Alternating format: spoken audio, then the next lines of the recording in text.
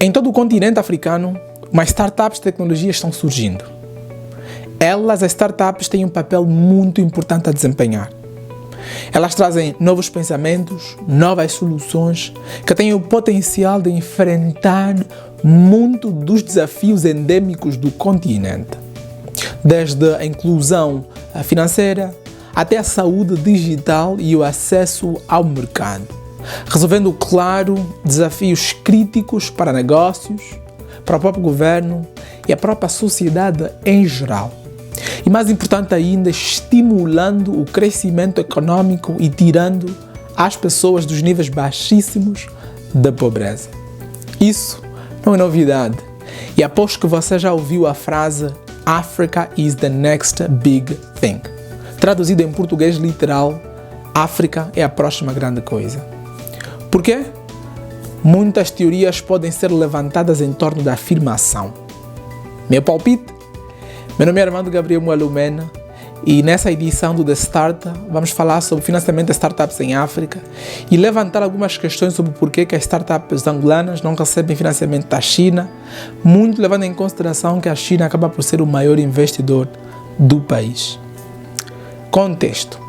A região africana está iniciando a jornada para o desenvolvimento econômico, financeiro e industrial que lugares como a América Latina, a Ásia, continental, as últimas grandes coisas ou novidades embarcaram há 30 anos, com uma alavancagem demográfica muito jovem, necessidade de transformações de modelos de soluções de todos os setores.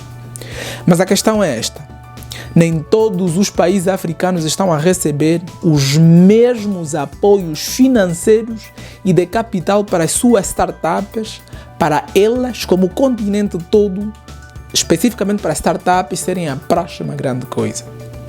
Por quê? Bem, esta pode ser uma questão muito difícil para uma pessoa tentar dar uma resposta completa. Por favor, compartilhe comigo seus comentários e suas dicas em relação ao tópico. Mas deixe-me apenas dar-lhes algumas ideias. Mas antes de avançarmos propriamente nessa situação, deixa-lhe situar com alguma comparação. Se você colocar o financiamento de capital de risco de África em comparação, por exemplo, com o do sudeste da Ásia e seguir um padrão interessante, esse padrão consiste no seguinte: coloca um atraso de 5 anos nos números. As regiões quase coincidem. Por exemplo, VCs ou capitais de riscos no sudeste asiático atingiram 1,16 bilhão de dólares em 2014 e 1,72 bilhão de dólares em 2015. Avanço rápido de 5 anos. A partir de então, VCs ou capitais de risco em África atingiram 1,12 bilhão de dólares em 2019 e 1,6 bilhão de dólares em 2020. Impressionante, certo? Não tanto assim, porque quando digo África, quero apenas dizer 8 países num continente de 54 países. Nigéria, Egito, África do Sul, Quênia, Ruanda, Uganda, Marrocos, Gana. Ou seja, os Big 8. Então a pergunta é: por que essas VCs ou capitais de risco não estão investindo em outros 46 países? Ou mesmo se calhar na metade do continente em 27 países, já que a próxima grande coisa, como ouvimos no Ocidente, é o continente todo. Este mapa ilustra bem como a situação está atualmente. Os investimentos dos financiamentos de startups em África estão concentrados nesses 8 países. Número 1, Nigéria, com aproximadamente 307 milhões de dólares em 2020. E em 8º lugar, Marrocos, com 11,2 milhões de dólares no mesmo ano. O ano passado, 2021, Google anuncia que vai investir 1 bilhão de dólares em startups em África em 5 anos. Adivinha para onde todo o investimento nessa altura tem estado aí? Se a sua resposta for Nigéria, Egito, África do Sul, Marrocos, Gana, Quênia, Ruanda, Uganda, você acertou em cheio. Bem, acho que devo reformular minhas perguntas. A primeira pergunta é: o que esses países estão fazendo tão bem para atrair tanto dinheiro para as suas startups, para o ecossistema? O que os outros países africanos estão fazendo enquanto isso se desenrola diante dos seus olhos? Os governos não falam. Se o fazem, que tipo de conversa eles estão tendo? Por que existe então uma cooperação bilateral? Os secretários, os ministros da economia, das relações exteriores, tecnologia, informação e comunicação, seus consultores e até os presidentes estão cientes do que está realmente a acontecer nesses 8 países? Bem, eu não sei muito sobre os outros países africanos. Deixa-me contar-lhe sobre um que eu conheço muito bem, Angola. Onde diabos Angola está na pista? Mais de 80% do financiamento das startups em África vem da China. Prontos, China. Porque na verdade acaba por ser o maior investidor no próprio continente. Então vamos começar. Investimento chinês em Angola ultrapassa os 20 mil milhões de dólares nos últimos anos. A China tem sido um dos principais investidores em Angola e, segundo estatísticas inacabadas, abre aspas, até agora o volume de investimento chinês ultrapassou 20 mil milhões de dólares norte-americanos em Angola, fechando aspas, segundo o embaixador chinês em Angola, Gong Tao, citado pela agência noticiosa portuguesa Lusa.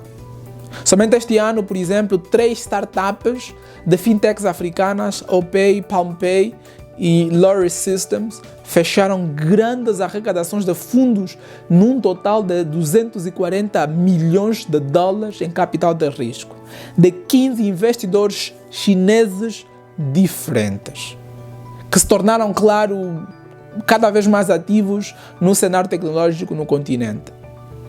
Mais uma vez, adivinhe aonde estão localizadas essas startups africanas e que atraem esses 15 ou mais investidores chineses? Nigéria, Egito, África do Sul, Quênia, Ruanda, Uganda, Marrocos, Gana. Por que não Angola? Tendo em conta que o país é o maior local de investimento chinês. Como Angola pode aproveitar isso?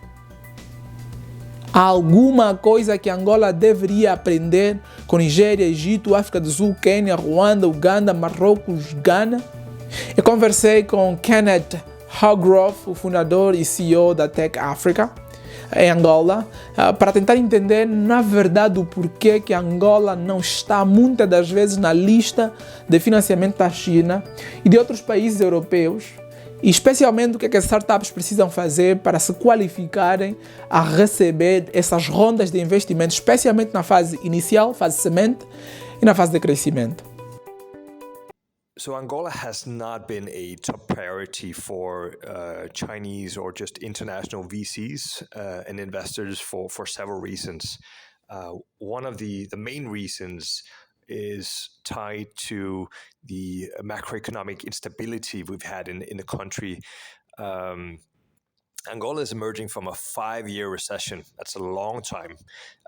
It's a recession that has included hyperinflation, extreme devaluation of the local currency, forex complications. It's been very, very difficult to transfer funds outside of the country. So the overall business climate has not been ideal for foreign investors because of those reasons. Tudo o que sabemos é que permitir que bilhões de pessoas, incluindo jovens africanos, entrem na classe média global é uma meta que vale a pena construir e investir. E as startups, por exemplo, de base tecnológica em Angola, podem ajudar a ultrapassá-las. No entanto, sem apoio financeiro e acesso a investimentos sustentáveis, podemos crer, a próxima grande coisa sempre será a Ásia. Por favor, não se esqueça de acrescentar seu comentário em relação ao tópico e o que é que os 46 países africanos que não estão a se beneficiar dos investimentos das startups e de financiamento da China podem fazer para mudar o cenário. Muito em consideração de que o país China acaba por ser o país que mais investe no continente africano. Por favor, compartilhe comigo as suas dicas e nos vemos na próxima edição. Essa foi mais uma edição do The Start.